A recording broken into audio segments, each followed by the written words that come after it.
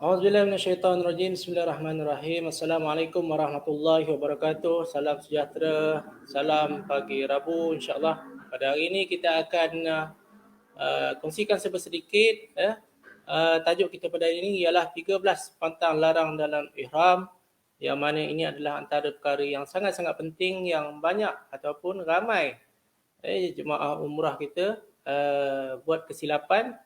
Dan ada juga yang antara kita ingatkan nak pergi umrah bawa balik pahala, tetapi akhirnya membawa balik dosa yang berpanjangan hingga ke anak cucu. InsyaAllah nanti dalam sesi ini kita akan bincangkan tentang ini sebentar lagi. Allahu Akbar, Allahu Akbar, La ilaha illahu al-malikul quddus. Assalamualaikum warahmatullahi wabarakatuh. Salam sejahtera, salam pagi Rabu. InsyaAllah hari ini kita akan bincangkan tajuk yang penting iaitu 13 pantang larang dalam ihram yang akan saya kupas satu persatu secara detail. Diharapkan sesi pada pagi ini memberi manfaat kepada semua insya-Allah. Baik. Sesi yang lepas kita dah pergi kepada niat. Kita ulang sikit kepada niat. Baik, selepas niat ihram umrah, di miqat. Okey, kita dah tahu, saya dah terangkan itu hari di miqat. Kita akan pergi sedikit tentang miqat ini. Itu hari kita dah bincang tentang miqat zamani dan miqat makani. Miqat makani, miqat tempat. Saya nak tunjukkan sedikit slide tentang miqat ini. Itu hari saya terangkan sedikit. Baik. Miqat bagi kita yang berada daripada Malaysia, kalau kita nak masuk ke Mekah dahulu, miqat kita ialah di Karnul Manazil. Dalam perjalanan, dalam kapal terbang, kita dah kena berniat ihram umrah. Kemudian jaraknya lebih kurang antara 15 ke 20 minit sebelum sampai ke Jeddah. Itulah tempat dinamakan sebagai miqat Karnul Manazil bagi kita yang berada di Malaysia. Baik. Bagi mereka yang berada daripada Yaman, terpaksa bermiqat daripada Yalamlam. Ini adalah miqat utama ataupun sepadan miqat di luar tanah haram. Di luar tanah haram, yang mana ini adalah miqat utama bagi mereka yang datang untuk membuat umrah ataupun haji. Baik. Kemudian bagi mereka yang datang daripada Mesir, mereka perlu bermiqat di Juhfah. Di Juhfah. Manakala bagi yang berada di datang daripada Madinah, perlu bermiqat di Zulhulaifah ataupun nama Bir Ali ataupun kita panggil sebagai Masjid Miqat. Baik, bagi mereka yang datang daripada Iraq dan sebelah utara, boleh bermiqat di Zatu Irkin. Itu adalah antara tempat miqat. Manakala mereka yang berada di dalam Mekah, bagi orang tempatan Mekah ataupun kita jemaah yang telah berada di Mekah, boleh bermiqat ataupun boleh berniat umrah ataupun haji di sama ada di Masjid Tanaim, itu yang paling dekat, lebih kurang 5 km daripada Masjidil Haram, ataupun di Jaranah, Jaranah jaraknya 20 km lebih, ataupun di satu tempat lagi yang kita panggil sebagai Allahumma salli ala Muhammad. Satu lagi tempat nanti saya beritahu. Baik, itu adalah tempat-tempat dia. Baik, kita akan pergi seterusnya. Di Hudaibiyah lagi satu tempat. Hudaibiyah, Jaranah dan juga di kawasan ataupun di Masjid Tanaim. Itu yang berada di dalam kawasan Mekah. Baik. Kalau kita berada di kawasan ataupun di tempat dikatakan sebagai di Taif, Taif juga kalau nak masuk kita boleh singgah di kawasan yang dikatakan sebagai Karnul Manazil tadi. Karnul Manazil tadi, kalau dalam kapal terbang kita daripada Malaysia, kalau kita daripada Taif kita boleh niat di bawah, di Masjid Karnul Manazil. Baik. Itu bab niat ihram umrah. Dah komplitnya itu. Baik.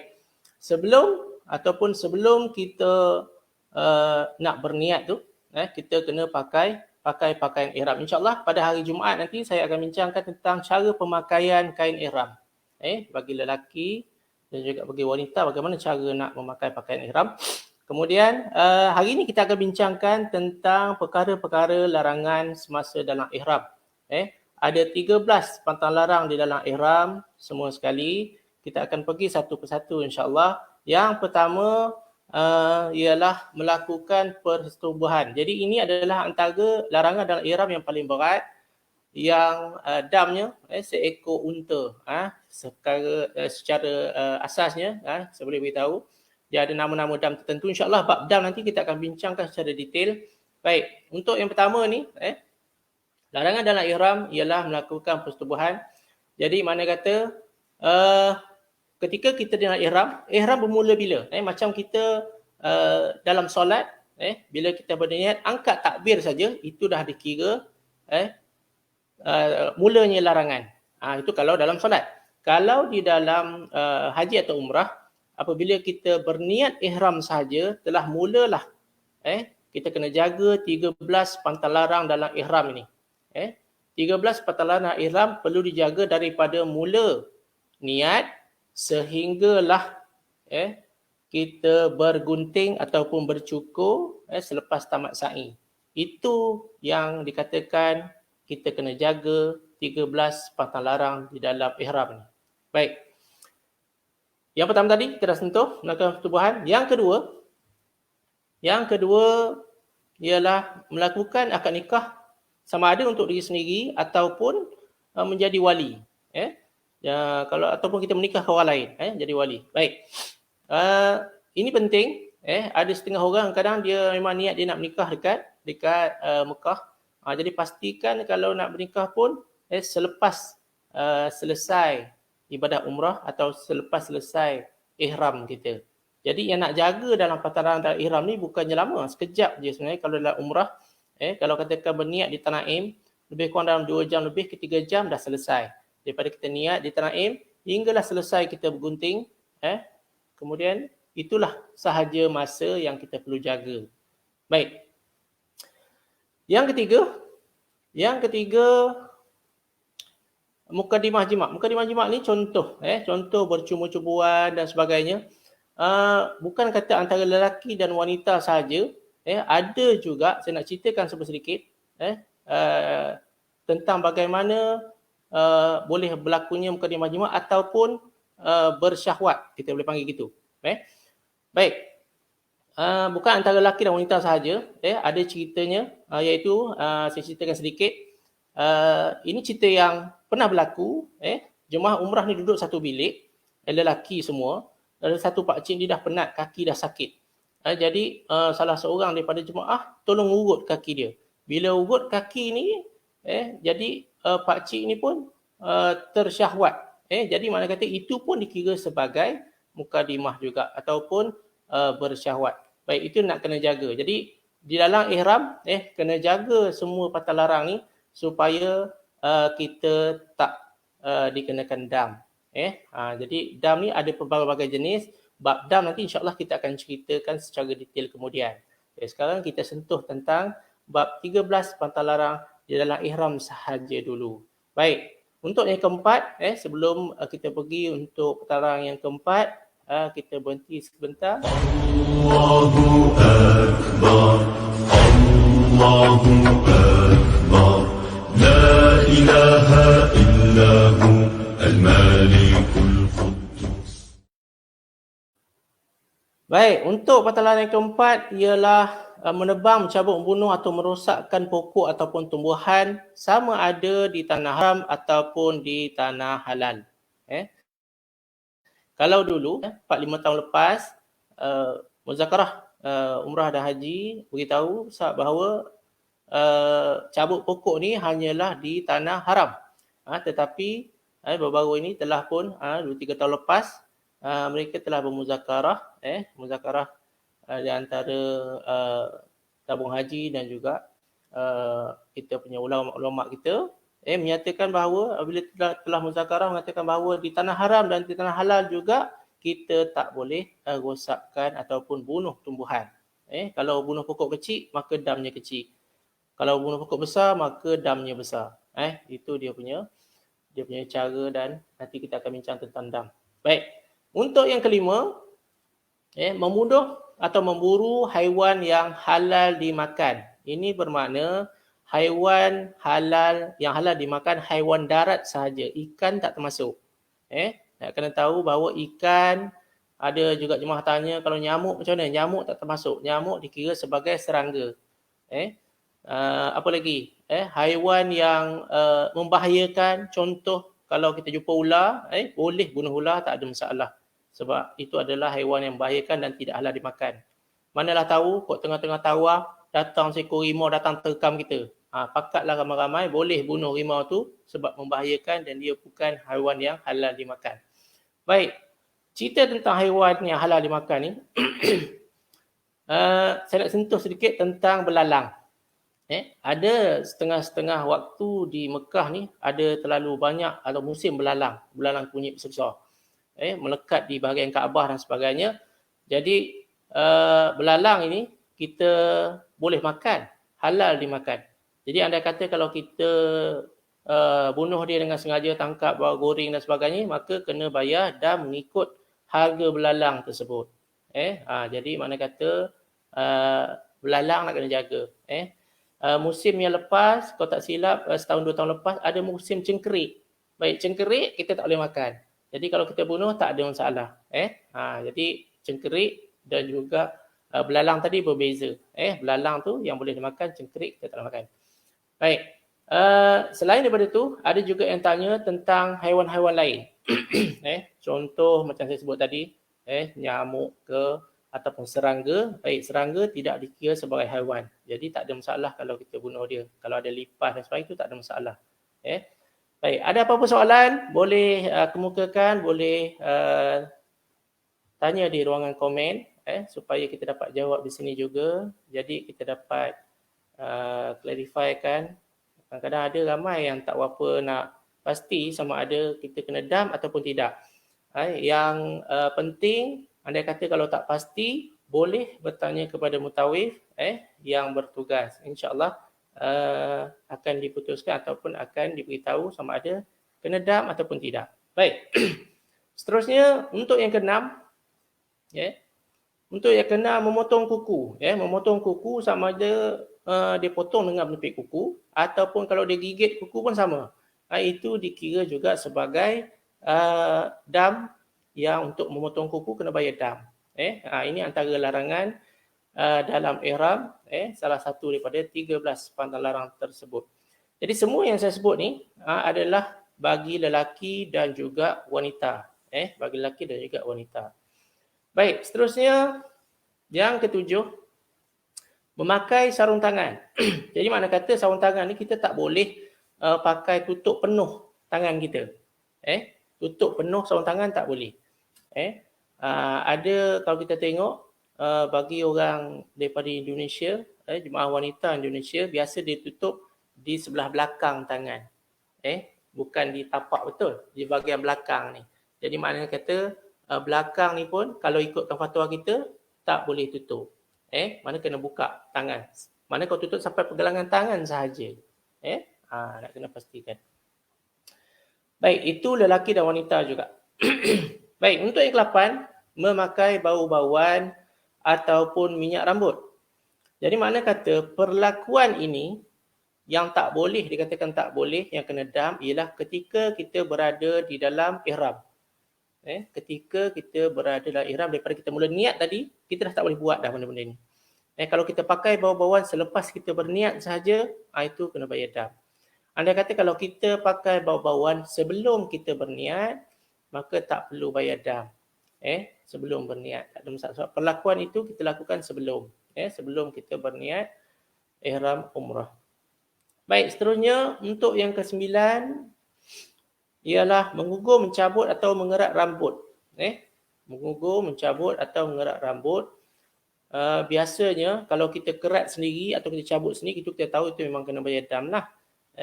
Anda kata kalau kita mandi, kalau kita mandi dalam keadaan kita jirus sahaja, tapi kita tak gosok, bukan di atas perbuatan kita, tak ada masalah, tak perlu bayar dam.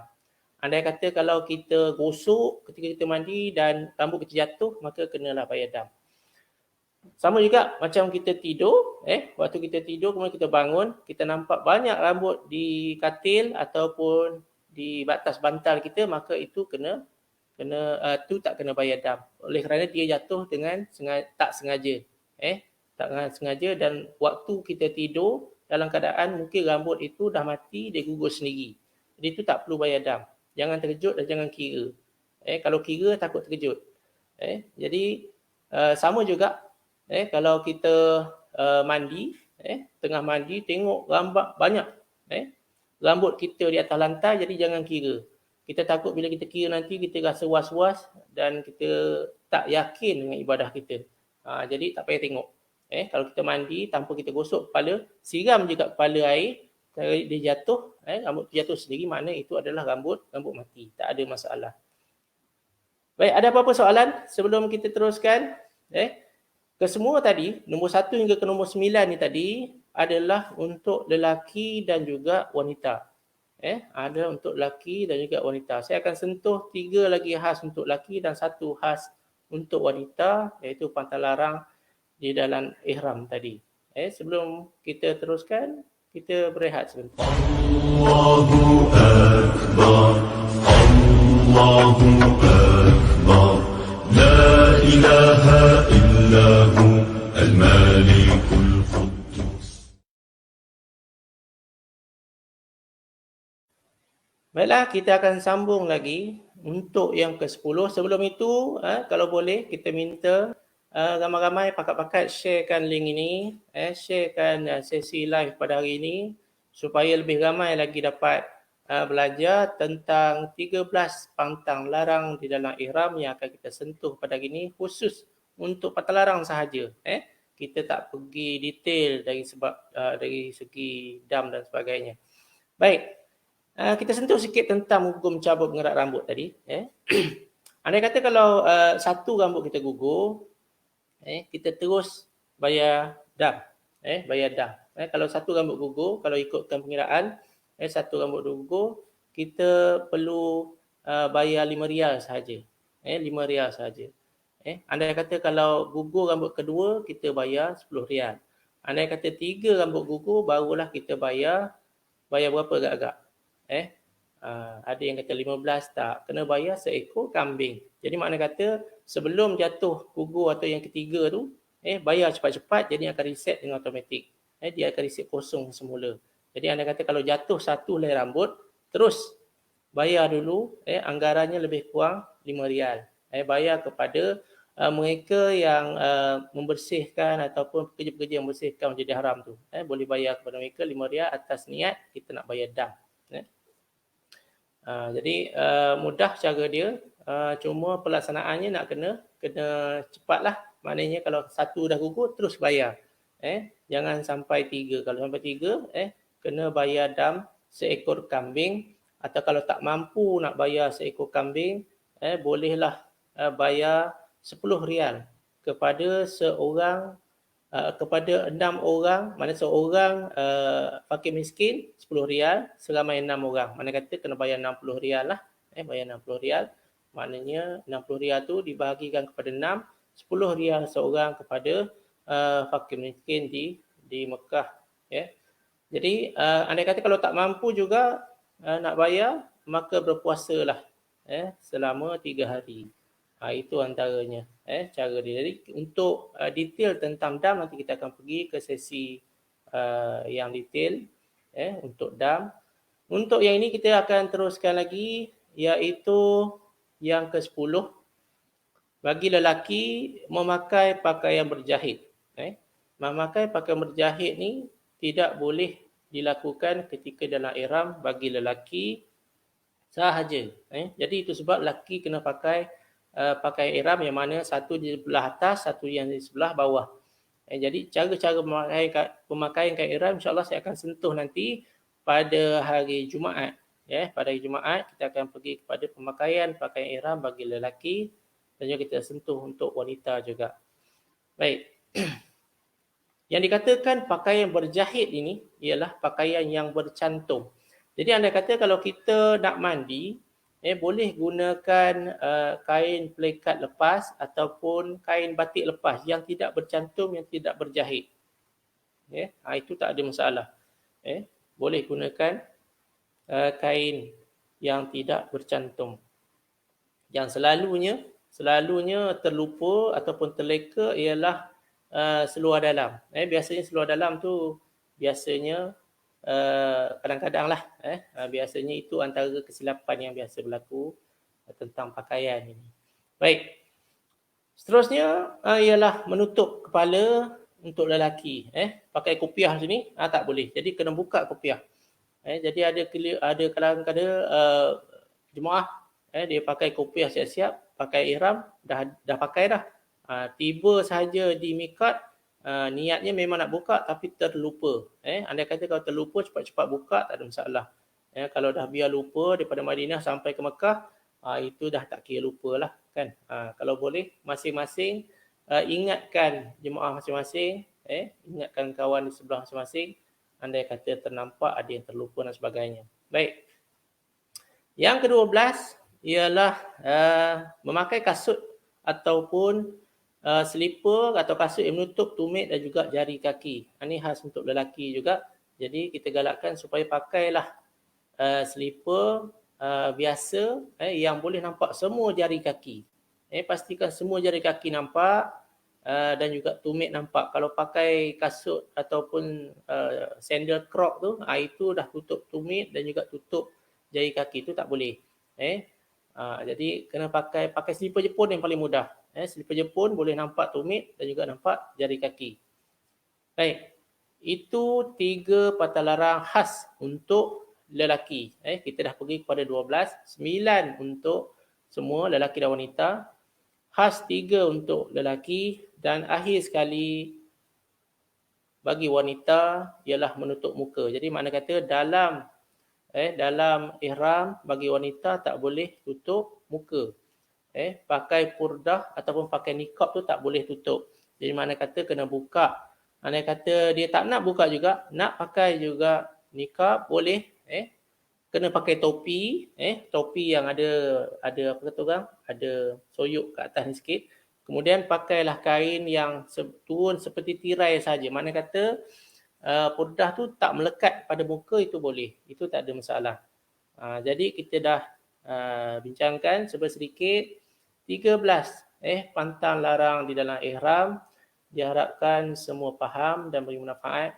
Jadi kita buka kepada soalan. Anda kata ada apa-apa nak tanya, sila tanya, sila komen di bawah, insyaAllah kita cuba jawab. Baik. Allahu Akbar, Allahu Akbar, La ilaha illahu al-malikul quddus. Baik, saya dah terangkan satu persatu 13 pertalaran ihram. Baik, kita akan buat sedikit revision. Kita pergi balik satu persatu pertalaran ihram tadi. Yang pertama sekali ialah melakukan persetubuhan. Yang kedua, akad nikah ataupun untuk diri sendiri ataupun orang lain. Yang ketiga, mukadimah jima ataupun bercumbu-cumbuan. Yang keempat, menebang pokok, menjawab pokok, merosakkan tanaman. Yang kelima, memburu atau membunuh binatang yang halal dimakan, iaitu binatang darat sahaja. Yang keenam, motong kuku. Ketujuh, memakai sarung tangan. Ke-8, memakai bau-bauan atau minyak rambut. Dan ke-9, menggugur, mencabut ataupun mengerat rambut. Itu adalah untuk lelaki dan wanita. Khas bagi lelaki sahaja ada 3, memakai pakaian berjahit, menutup kepala dan juga memakai kasut ataupun capal yang menutup tumit ataupun jari kaki. Dan khas untuk wanita ialah menutup muka. Baik, itu adalah sinopsis kita pada hari ini. 13 pantang larang di dalam ihram dan diharapkan dapat memberi manfaat kepada semua pada hari ini. Jadi anda kata kalau ada apa-apa persoalan, boleh komen di bahagian bawah. InsyaAllah kita akan cuba jawab. Dan boleh kongsikan juga sesi live ini di dalam Facebook anda dan juga di dalam grup-grup WhatsApp. Boleh copy link sesi live ini dan hantarkan ke grup-grup WhatsApp InsyaAllah kita akan lihat siapakah gerangan yang paling banyak sekali share. Kita akan kumpulkan setiap minggu untuk kita berikan sedikit cenderamata. Pagi minggu lepas dan minggu sebelum itu, insyaAllah Ustaz Aidil daripada daripada Al-Ustaz Kedah telah berjaya kongsi banyak link dan juga share di dalam grup WhatsApp dan juga grup Facebook. InsyaAllah kita akan postkan cendeраmatanya kepada Ustaz Aidil. Tahniah. Baik. Saya nak juga war-warkan di sini tentang wakaf telaga dan juga korban yang dianjurkan. Bagi telaga, kita sediakan wakaf telaga. Satu telaga berharga 1,500. Kita akan bahagikan kepada 10, iaitu satu lot 150 sahaja. Telaga ini di Kemboja, di kampung-kampung ataupun di kawasan-kawasan pedalaman di Kemboja yang tiada bekalan air bersih. Kemudian kita juga akan buat korban di Kemboja, iaitu seekor lembu berharga 360 satu bahagian, bukan seekor lembu, satu bahagian, satu bahagian lembu. Jadi 360 seekor lembu, ada 7 bahagian. Kemudian untuk seekor kambing RM750 untuk seekor kambing. Jadi sekiranya ada yang berhajat untuk korban di Kemboja, boleh hubungi saya di bawah. Ada nombor saya di bawah 017 7575 900. Boleh hubungi saya 7575 900. Baik. Kita ada pertanyaan daripada Nur Adila. Assalamualaikum Ustaz, nak tanya, kalau melintas mikat Khairul Manazil dari udara tapi tak berniat di situ, tetapi berniat di Tanaim, kena bayar dam tak? Baik. Untuk soalan ini, soalan yang jarang orang tanya, tapi pernah berlaku, andai kata kalau dia telah melintasi di Khairul Manazil, dia nak masuk ke Mekah untuk berniat umrah, jadi maknanya dia wajib bermikat di Khairul Manazil tadi, iaitu di atas kapal terbang 15 minit atau 20 minit sebelum mendarat di Jeddah. Baik. Sekiranya dia terlupa, andai kata dia terlupa, bila teringat jadi belum lagi berniat, jadi dia kena terus berniat. Terus berniat dan dia perlu bayar dam seekor kambing. Maknanya kalau dia dah sampai di Mekah, lepas tu dia pergi berniat di Khairul Manazil pun sama juga. Dia pastinya di Tanaim, di Tanaim, dia sampai di Mekah, dia pergi Tanaim, kemudian dia berniat di Tanaim. Sama juga dia kena dam juga, dam kambing, dan dia perlu berniat, sebenarnya tak perlu pergi Tanaim pun. Tak perlu pergi Tanaim pun. Sebab apa? Dalam perjalanan tu dia boleh berniat, tapi dia kena juga bayar dam. Sebab dia tidak berniat ketika melintasi miqat. Itu dia punya pantang larang dia ataupun keterangan dia. Dia melintasi miqat dalam keadaan dia nak pergi ke Mekah buat umrah, tetapi dia tak berniat di miqat. Dia boleh berniat sama ada betul-betul di miqat atau sebelum miqat. Kalau nak berniat di KLIA pun tak ada masalah sebenarnya. Tak ada masalah. Cuma selepas niat sahaja, dia kena jaga 13 patah larang tu. Jadi maknanya masa untuk jaga tu lamalah kalau dia berniat awal. Tapi kita galakkan supaya berniat sama ada betul-betul di miqat itu, supaya masa tu taklah terlalu panjang kita nak jaga patah larang. Jadi mana kata dia perlu bayar dam selepas dia melintas miqat dan dia terus berniat. Selepas miqat dia baru teringat, dia terus berniat dan dia kena bayar dam seekor kambing. Itu dia punya jawapan untuk soalan Puan Nur Adila tadi. Ada apa-apa lagi soalan? Baik, ada setengah-setengah orang, dia ada kerja. Dia ada kerja. Contoh, dia ada kerja di Jeddah. Dia datang di Jeddah tanpa dia ada niat nak pergi buat umrah. Company mungkin bajetkan dia tu duduk di Jeddah selama seminggu contoh. selama seminggu. Kemudian selepas seminggu, maknanya tak sampai seminggu pun, mungkin dalam 3 hari dah selesai kerja dia, kemudian dia berniat nak masuk ke Mekah untuk mengerjakan umrah. Jadi mana kata dia kena perlu cari di mana-mana tempat yang untuk bermiqat, sama ada tempat yang paling dekat untuk dia bermiqat di mana. Di Jeddah bukan tempat bermiqat. Jadi dia kena cari tempat lain sama ada di Jufah ataupun di Kanun Manazil, kemudian baru dia masuk ke Mekah melalui pintu itu. Dia boleh masuk terus tapi dia kena bayar dam. Kalau nak masuk terus pun boleh, dia niat di Jeddah masuk terus tapi dia kena bayar dam. Itu antara cara penyelesaian dia. Jadi mana kata bagi mereka yang memang berada di kawasan Mekah sendiri, contoh kalau kita memang dah berada di Mekah, kita telah duduk lama di Mekah, jadi mungkin kita dah sebulan di Mekah, masa kita masuk tu atas daftar kerja. Mungkin kita daftar kerja, tak ada niat nak buat umrah pun.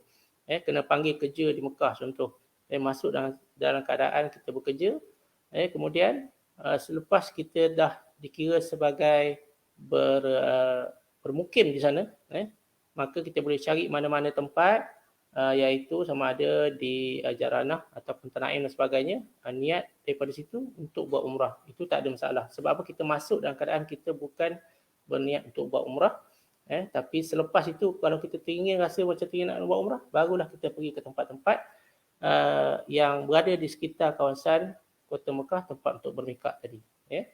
Baik, ada apa lagi soalan sebelum kita tutup sesi kita pada hari ini, insya-Allah?